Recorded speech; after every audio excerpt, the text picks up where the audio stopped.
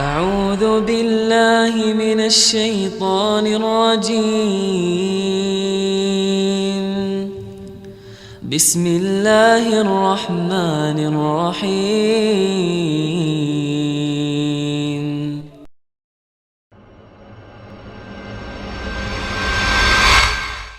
Ajaib memang. Kadang nih orang mikir ya, taubat itu lebih ditakutin sama dia daripada dosa. Giliran disuruh bertobat itu kayak mindahin gunung, berat banget. Ya, kalau dosa tuh dianggap enteng-enteng aja. Tobat jangan sekarang, ntar nih dosa lagi. Gimana tuh?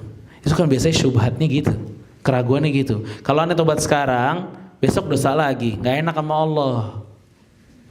Masa dosa lagi terus tobat lagi, dosa lagi, tobat lagi.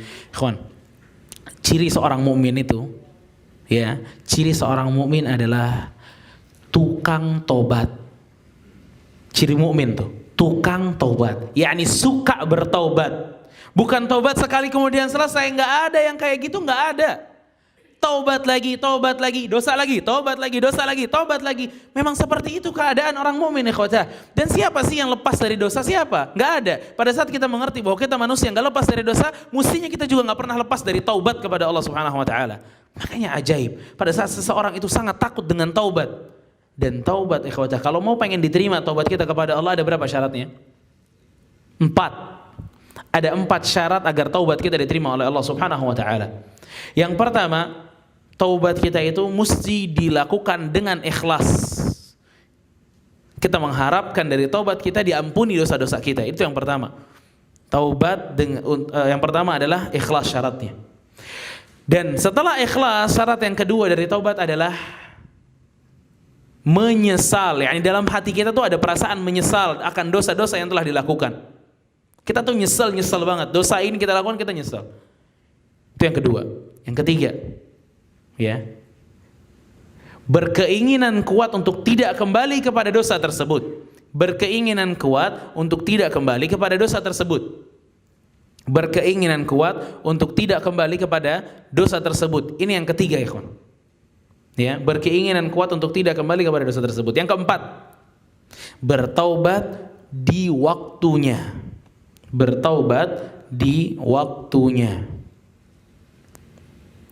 Kapan waktu untuk taubat? Kapan? Sejam lagi? 2 jam lagi? Taubat tuh beda sama sholat. Kalau kita sholat zuhur, itu batasnya sampai asar. Sholat asar, beresnya sampai maghrib. Sholat maghrib, beresnya sampai isya. Kalau taubat, selesainya cuma di 2 waktu. Pada saat sakratul maut, yani nafas udah di kerongkongan, dan pada saat menjelang hari kiamat. Itu 2 waktu taubat nggak bakal diterima. Untuk waktu-waktu yang lain silahkan taubat, diterima sama Allah Subhanahu Wa Taala. Namun yang paling aneh adalah pada saat nggak sedikit manusia itu justru pada saat waktu taubat dibuka sama Allah sebuka-bukanya, dia milih di waktu-waktu dilarangnya taubat atau tidak diterimanya taubat. Waktu mau mati taubat, ya, baru dia taubat. Lihat Fir'aun, kapan dia bilang saya beriman kepada Robnya Musa? Hah, kapan? Oh, udah tenggelam, udah dihabisin sama Allah baru ngomong, aku beriman. Kemana aja kata Allah? Al-an. Kemarin-kemarin kemana? Kemarin-kemarin ngaku Tuhan. Kemarin-kemarin bilang Tuhan paling tinggi.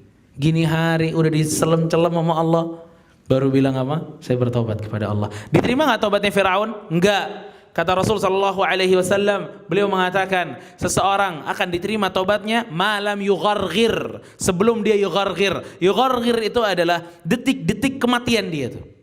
Sakratul mautnya dia.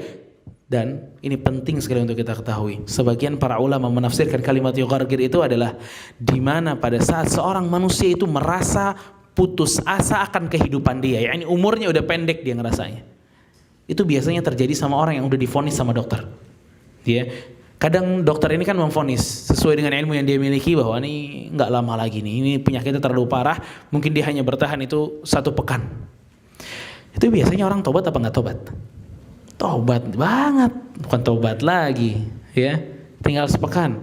Para ulama sebagian atau beberapa para ulama sampai mengatakan apa? Dalam keadaan tobat yang seperti ini, Allah nggak pengen, Allah nggak terima nih. Ini sama-sama yugharghir kata Allah.